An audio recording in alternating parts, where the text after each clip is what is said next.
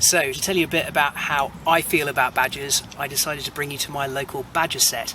My house is a couple of 100 metres away, so the guys that live here feel a bit like neighbours.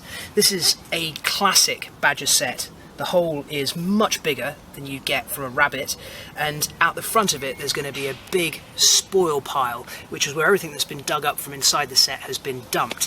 Here we've got dried bedding material which has been taken out by the badgers and dumped outside, and if you look around carefully you'll see lots of black and white guard hairs which are littered everywhere. The badgers are going behind me into the field, which you can just see the light out on the other side of the woodlands, and that's where they'll be feeding at night time for things like worms and probably for beetles as well.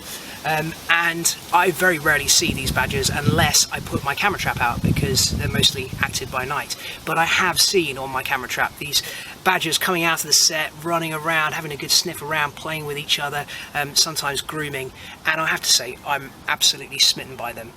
Even now, at my age, having spent my entire life working with wildlife, every single time I see a badger, it is still a treasure, it's still a precious moment.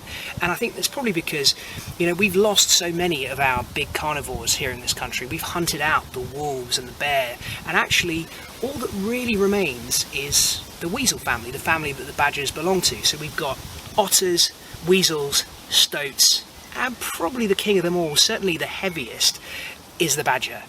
They're a fabulous animal, and one that I absolutely adore, and I think that everyone in the British countryside should learn to love them.